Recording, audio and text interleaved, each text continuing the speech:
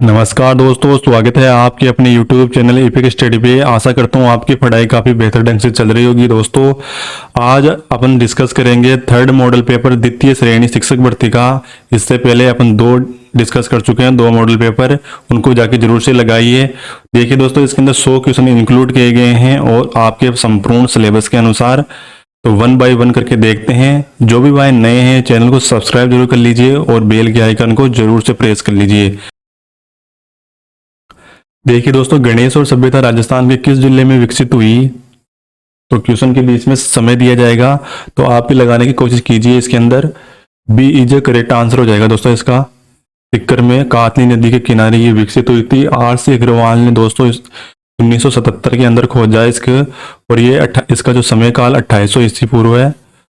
आगे बढ़ते हैं क्वेश्चन के अंदर। गणेश और सभ्यता किस नदी के किनारे विकसित हुई थी दोस्तों? तो ये कातली नदी के किनारे नीम का थाना तहसील के अंदर, ये दोस्तों सिक्कर की नीम का थाना तहसील के अंदर विकसित हुई। और ये हड़प्पा कालीन सभ्यता है दोस्तों। और गणेश्वर सभ्यता ताम्रयुगीन जो सभ्यता है उनकी जननी कहा जाता है इसे, और काफी मात्रा में यहाँ तांबे के उपकरण पाए गए हैं। अगला देखिए नेक्स्ट क्वेश्चन, निम्नलिखित में से कौन सी उपकरण गणेश और सभ्यता से मिले हैं दोस्तों? तो थर्ड नंबर का देखिए आंसर, यहां से तीर, भाले, सुइया, तो सभी इसका करेक्ट आंसर हो जाएगा दोस्तों। अगला देखिए दोस्तों, गणेश और सभ्यता की खुदाई कब हुई थी? तो इसका सन देखिए 1977-78 में हुई थी R C अग्रवाल द्वारा। नेक्स्ट क्वेश्चन देखिए, गणेश और सभ्यता को उत्खनन में जो मर्द पात्र मिले उन्हें क्या कहा जाता था दोस्तों? तो मर्द पात्र को देखिए कपि सरवणी कहते थे उनको। सी इज करेक्ट आंसर। अगला देखिए, गणेश और सभ्यता के समय मकान किसके बने हुए थे दोस्तों? तो जो मकान बने हुए थे उसके अंदर कौन सा यूज हुआ था? इसके अंदर देखिए पत्थर ज्यादातर यूज हुए थे इसके अंदर, गणेश और सभ्यता के अंदर। आगे बढ़ते हैं, गणेश और सभ्यता के संबंधित कौन सा कथन सही नहीं है? तो रॉन्ग आंसर इज है ईंटों का प्रयोग यहाँ के प्रमाण मिले। तो यहाँ ईंटों का प्रयोग नहीं मिले दोस्तों, यहाँ पे क्या मिले? पत्थरों के जो बने हुए मकान मिले थे दोस्तों। सी इज करेक्ट आंसर।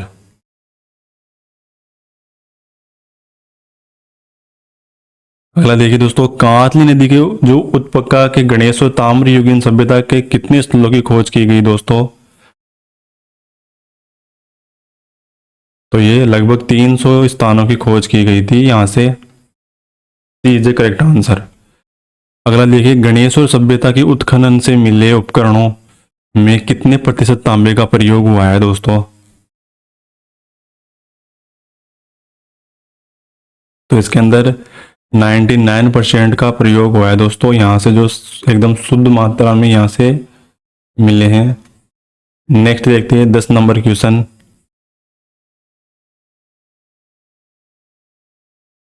निम्न में से कौन सा मेवाड़ का प्राचीन नाम रहा दोस्तों?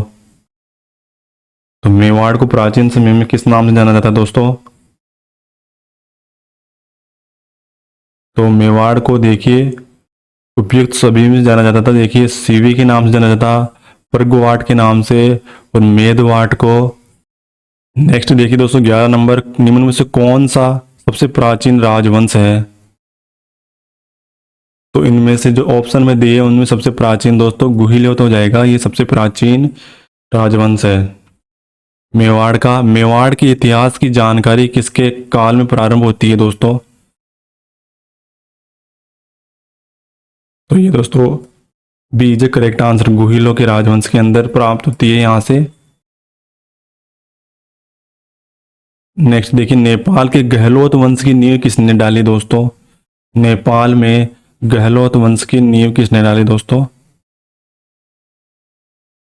तो ये इसके अंदर हो जाएगा कुंभकर्ण ने डाली थी नेपाल के अंदर। गहलोत की एक शाखा नेपाल में भी थी।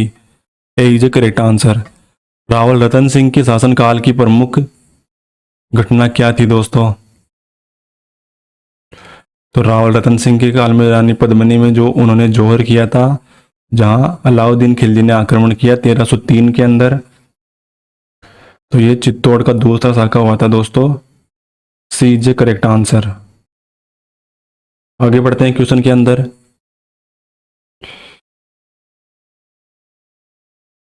राणा सांगा का राज्याभिषेक कब हुआ था? तो राणा सांगा का देखिए दोस्तों 1509 के अंदर हुआ था राज्याभिषेक। नेक्स्ट देखिए, राणा सांगा द्वारा के शासन काल में ग्रहण के समय दिल्ली के शासक कौन था दोस्तों? जब राणा सांगा ने शासन ग्रहण किया तो उस समय दिल्ली का शासक लोधी वंश का वहां साम्राज्य था दिल्ली में। तो राजा दोस्तों सिकंदर लोधी वहां का राजा था दोस्तों। अगला देखिए, राणा सांगा निम्न में से किसकी सहायता की थी दोस्तों? राणा सांगा ने निम्न में से किसकी सहायता की थी? तो ये इसका हो जाएगा दोस्तों मेदिनी राय की सहायता की थी राणा सांगा ने। अगला देखिए, खातौली का युद्ध कब लड़ा गया? तो खातौली का ये दोस्तों 1517 के अंदर लड़ा गया महत्वपूर्ण युद्ध। अगला देखिए, नेक्स्ट क्वेश्चन देखिए, हम रामायण ग्रंथ के रचयिता कौन थे दोस्तों? तो ये इसके हो जाएंगे बी व्यास भांडु। नेक्स्ट क्वेश्चन देखिए, जलाउद्दीन की जगह अलाउद्दीन कीजिए दोस्तों, यहाँ पे करेक्शन। अलाउद्दीन खिलजी द्वारा जायनी दुर्ग पर अधिकार कब किया गया? तो ये डी इज करेक्ट आंसर 1290 के अंदर। आगे देखिए, अलाउद्दीन खिलजी ने अपने सेनानायक अलगू खां और नुसरत खान के नेतृत्व में हमीर के विरुद्ध सेना कब भेजी जिसने पहले जायनी दुर्ग पर अधिकार किया दोस्तों? तो ये 1299 के अंदर। नेक्स्ट देखिए, जालोर में 13वीं सदी में किसका शासन था दोस्तों? तो जालोर में गुजर प्रतिहार वंश का शासन था दोस्तों 13वीं सदी के अंदर। अगला देखिए, अलाउद्दीन ने सिवाना पर आक्रमण के समय सिवाना दुर्गापति कौन था दोस्तों? दुर्गाधिपति कौन था वहां पे, कि कौन राजा था सिवाना दुर्ग के समय?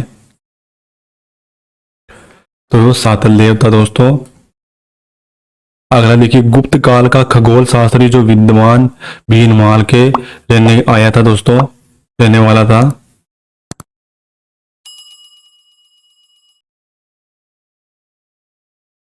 तो ये दोस्तों ब्रह्मगुप्त था, जो कि गुप्त काल में खगोल शास्त्री विद्वान जो कि भीलमाल में रहने आया था, ब्रह्मगुप्त। नेक्स्ट देखिए, राव चंद्रसेन जोधपुर के शासक कब बने? तो ये 1562 के अंदर बने थे दोस्तों जोधपुर में शासक। दोस्तों ये अकबर की अधीनता स्वीकार नहीं की थी और दर दर भटकते रहे। और मारवाड़ का भोला बिसरा राजा भी इन्हें कहा जाता है। नागौर में शुक्र तालाब का निर्माण किसने करवाया? तो ये अकबर ने करवाया था नागौर में शुक्र तालाब का निर्माण। अकबर द्वारा नागौर दरबार कब आयोजित किया गया? तो ये 1570 के अंदर आयोजित किया गया था नागौर दरबार। नेक्स्ट देखिए, राव चंद्रसेन को दबाने के लिए 1570 में अकबर द्वारा किसे सिवाना में भेजा दोस्तों?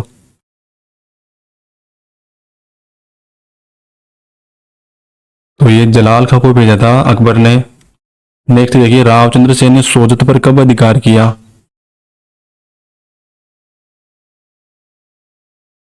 तो ये 1579 के अंदर किया था दोस्तों राव चंद्रसेन ने।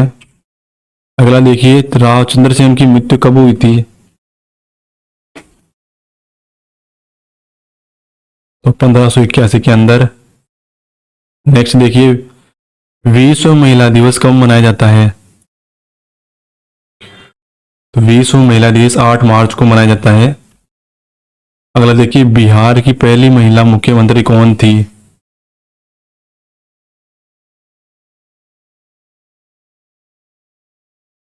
तो ये दोस्तों राबड़ी देवी थी महिला मुख्यमंत्री। अगला देखिए, भारत में कौन सी दलीय व्यवस्था मौजूद है? तो बहुदलीय व्यवस्था मौजूद है दोस्तों भारत के अंदर। सी इज करेक्ट आंसर। नेक्स्ट देखिए, काका कालेकर आयोग कब बना था? तो ये 1953 के अंदर बना था दोस्तों। अगला देखिए, संविधान के अनुसार पिछड़े वर्ग के पहचान का मुख्य आधार निम्न में से क्या है? तो सामाजिक एवं शैक्षणिक स्थिति के आधार पर दोस्तों पिछड़ेपन का आकलन किया जाता है। देखिए, किस संविधान संशोधन द्वारा महिलाओं को पंचायत में आरक्षण प्रदान किया गया? तो ये 73वें संविधान संशोधन द्वारा। अगला देखिए, उल्फा तो एक आतंकवादी संगठन है दोस्तों, उल्फा। तो ये उल्फा एक आतंकवादी संगठन है भारत का। नेक्स्ट देखिए, विश्व के देशों को निकट लाने का श्रेय सर्वप्रथम किसको दिया जाता है दोस्तों? तो ये इसका हो जाएगा इलेक्ट्रिक मीडिया और संचार के साधनों महत्वपूर्ण है इसके अंदर, जो विश्व को एकजुट में ला सकते हैं। अगला देखिए, धर्मनिरपेक्षता का अर्थ क्या है? इसका अर्थ दोस्तों सभी धर्मों को समान आदर, धर्मनिरपेक्षता यानी अलग देश का कोई अन्य कोई धर्म नहीं होना चाहिए, सभी धर्मों को समान माना। नेक्स्ट देखिए, किस वायसराय ने बंगाल विभाजन किया दोस्तों? तो ये लॉर्ड कर्जन ने। सी इज करेक्ट आंसर। नेक्स्ट देखिए 41 नंबर, किस प्रक्रिया के अंतर्गत पृथ्वी को एक इकाई या भूमंडलीय गांव के रूप में समझा जाता है? तो वैश्वीकरण के रूप में। नेक्स्ट देखिए, मुक्त व्यापार का अर्थ क्या है? तो ये दोस्तों कर मुक्त लेन देन, सरकारी प्रतिबंधों से मुक्त, इच्छा अनुसार व्यापार, तो सभी हो जाएगा इसके अंदर, D is correct answer. Next देखिए, भारत के आर्थिक सुधारों की दिशा में व्यापक शुरुआत कब से शुरू हुई?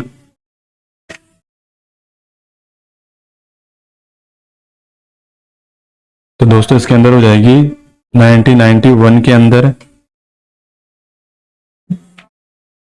अगला देखिए, भारत में पिछड़ा वर्ग को परिभाषित करने की सूची बनाने और उसकी समस्या के जानने के लिए एक आयोग बनाने संबंधित प्रावधान भारतीय संविधान के किस अनुच्छेद में किए गए? तो ये दोस्तों 340 के अंदर किया गया, अनुच्छेद 340। नेक्स्ट देखिए 45 नंबर, भारत में हरित क्रांति के जनक किसे कहा जाता है?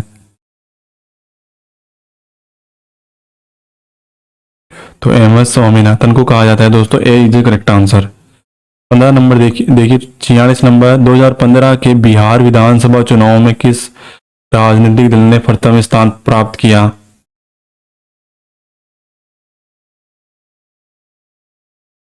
तो इसका हो जाएगा दोस्तों राजद ने, डी इज करेक्ट आंसर। अगला देखिए, सर्वोच्च न्यायालय ने 27% आरक्षण की घोषणा कब वैध माना दोस्तों? सर्वोच्च न्यायालय ने 27% आरक्षण को, तो ये 1992 में। नेक्स्ट देखिए, भारत सरकार मंडल आयोग की सिफारिश के अनुरूप पिछड़े वर्गों के लिए 27% आरक्षण की अधिसूचना कब जारी की? तो ये 1993 में, बी इज करेक्ट आंसर। भारतीय संविधान के अनुसार भारत को एक धर्मनिरपेक्ष राज्य घोषित किया गया।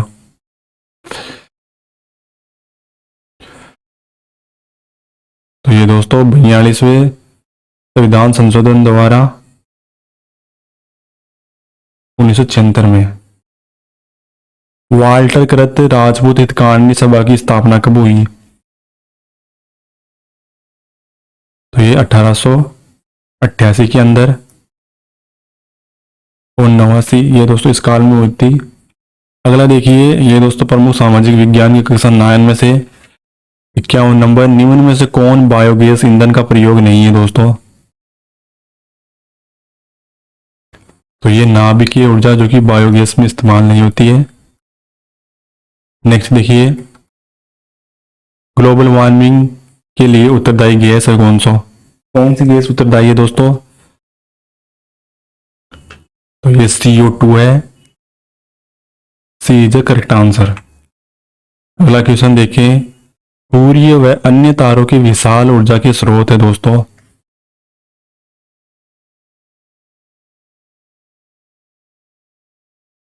सूर्य व अन्य तारों की विशाल ऊर्जा का संग्रह नाभिकीय संलयन है। अगला देखिए, नाभिकीय विखंडन के नियंत्रण करने का प्रयुक्त होता है दोस्तों। तो ये कैडमियम की छड़ को दोस्तों नाभिकीय विखंडन को नियंत्रण करने के लिए प्रयोग में होता है।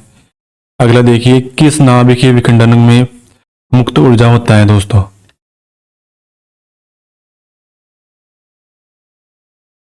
तो ये दोस्तों 200 MV वोल्ट में क्या होता है, नाभिकीय विखंडन को मुक्त ऊर्जा प्रयोग होता है दोस्तों। नेक्स्ट देखिए, ऊर्जा का सबसे अधिक प्रत्यक्ष और विशाल स्रोत क्या है।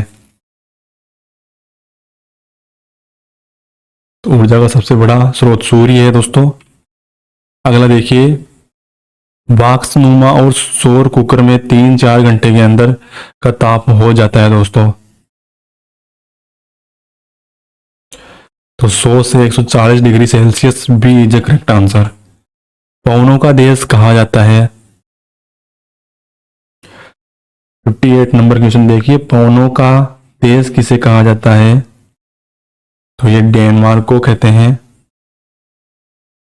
अगला देखिए, पवन विद्युत जनित्र में पवन की चाल कम से कम कितनी होनी चाहिए।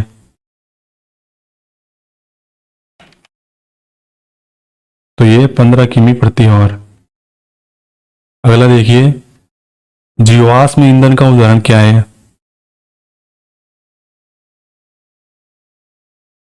तो जीवाश्म ईंधन देखिए दोस्तों, कोयला है, लकड़ी है, गोबर गैस है, ये सभी है। D is correct answer.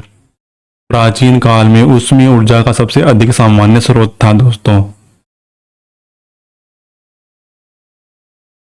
तो सामान्य स्रोत की बात करें तो लकड़ी, डी इज करेक्ट आंसर। अगला देखिए, कार्य करने की क्षमता को क्या कहते हैं। कार्य करने की क्षमता दोस्तों ऊर्जा कहते हैं, ऊर्जा, डी इज करेक्ट आंसर। गोबर गैस एक प्रकार की है दोस्तों। तो ये बायोगैस है, गोबर गैस। अगला देखिए, नवीनीकरण ऊर्जा का स्रोत है। तो जिन्हें एक बार यूज करने के बाद दोबारा यूज कर सकते हैं। सौर ऊर्जा है इनमें से नवीनीकरण ऊर्जा का स्रोत। अगला देखिए, जैव गैस का उत्तम ईंधन है क्योंकि इसमें मीथेन गैस पाई जाती है। कितने प्रतिशत पाई जाती है जैविक गैस में।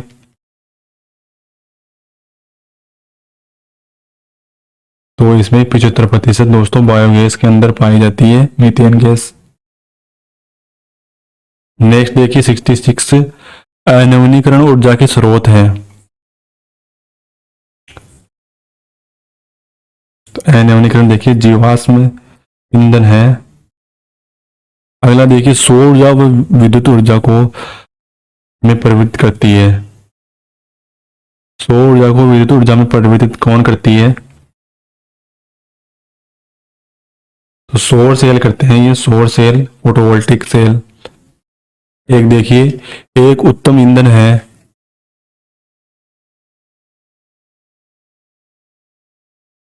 तो जैव गैस हो जाएगा इसके अंदर, डी इज करेक्ट आंसर। अगला देखिए, 69 नरोरा नाभिकीय विखंडन संयंत्र। देखिए, नरोरा नाभिकीय विद्युत संयंत्र कहां पर है। तो ये दोस्तों यूपी में है, उत्तर प्रदेश के अंदर नरोरा नाभिकीय विद्युत संयंत्र। अगला देखिए, जीवाश्म ईंधन ऊर्जा के हैं। तो ये नवीनीकरण ऊर्जा के स्रोत है दोस्तों, जीवाश्म ईंधन। अगला देखिए, सरदार सरोवर बांध किस नदी पर बना है। तो ये जो नर्मदा नदी के ऊपर बना है सरदार सरोवर बांध। 72 नंबर देखिए क्वेश्चन, टेहरी बांध किस नदी पर बना है। तो ये गंगा नदी पर बना है टिहरी बांध दोस्तों, उत्तराखंड में। अगला देखिए, भारत का पवन ऊर्जा द्वारा विद्युत उत्पादन करने वाले देश में कौन सा स्थान है। यानी पवन द्वारा ऊर्जा उत्पादन करने में भारत का देखिए दोस्तों 5वां स्थान है इसके अंदर, डी इज करेक्ट आंसर। चौथा नंबर देखिए, सौर सेल बनाने के लिए किसका उपयोग किया जाता है?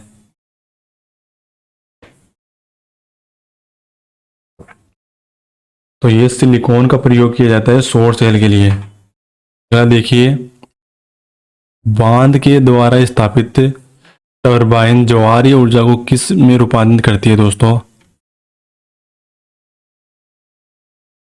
तो ये 75 नंबर का देखिए, विद्युत ऊर्जा में। नेक्स्ट क्वेश्चन है चिंता नंबर OTEC। विद्युत संयंत्र केवल तभी प्रचालित होते हैं जब महासागर के पृष्ठकरण और देखिए जल का ताप 2 किमी तक की गहराई पर जल के ताप में अंतर होता है। तो इसका हो जाएगा दोस्तों 20 डिग्री सेल्सियस तक। अगला देखिए 77 देखिए, हाइड्रोजन बम किस अभिक्रिया पर आधारित होता है? तो ये नाभिकीय संलयन पर आधारित होता है दोस्तों। अगला देखिए, तारापुर नाभिकीय विद्युत संयंत्र किस राज्य में स्थित है? तो ये महाराष्ट्र में स्थित है। अगला देखिए, राणा प्रताप सागर नाभिकीय विद्युत संयंत्र किस राज्य में स्थित है? तो ये राजस्थान में दोस्तों, चित्तौड़गढ़ के अंदर।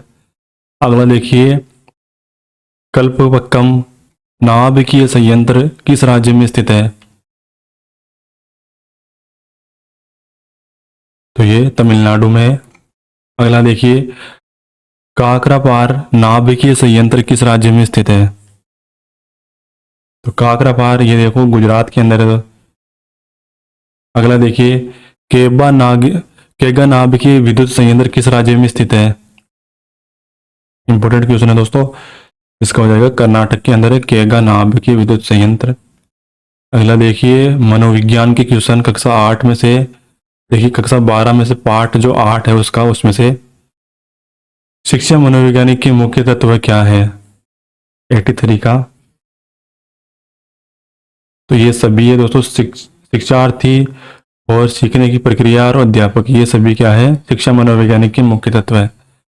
अगला देखिए, निम्न में से कौन सी समस्या शिक्षा मनोवैज्ञानिक के क्षेत्र में आती है? तो इसके अंदर शैक्षणिक पिछड़ापन। अगला देखिए, थॉर्नडाइक के एक व्यक्तित्व वर्गीकरण का आधार माना है दोस्तों। तो चिंतन और कल्पना, ये माना है इसका आधार। अगला देखिए, थॉर्नडाइक की शिक्षा मनोवैज्ञानिक का कैसा रूप प्रदान किया है दोस्तों? तो ये निश्चित और स्पष्ट माना है उन्होंने मनोवैज्ञानिक का। देखिए, थॉर्नडाइक द्वारा शिक्षा मनोवैज्ञानिक का कौन सा रूप प्रदान किया है? निश्चित और स्पष्ट। 87 देखिए, आत्मनिरीक्षण की विधि द्वारा इनकी क्रियाओं का अध्ययन किया जाता है दोस्तों। आत्मनिरीक्षण की, तो समय की आत्मनिरीक्षण के लिए दोस्तों समय की जाती है। 88 नंबर देखिए, बाल केंद्रित शिक्षा किसकी देन है? तो ये शिक्षा मनोवैज्ञानिक की। नेक्स्ट क्वेश्चन देखिए, प्रश्नोत्तर विधि का जनक कौन माना जाता है? तो प्रश्नोत्तर विधि का जनक सुकरात को माना जाता है। अगला देखिए, जर्मनी के जो लीपिजिंग विश्वविद्यालय जहां प्रथम मनोवैज्ञानिक प्रयोगशाला 1879 के अंदर स्थापित की गई, का वर्तमान नाम क्या है?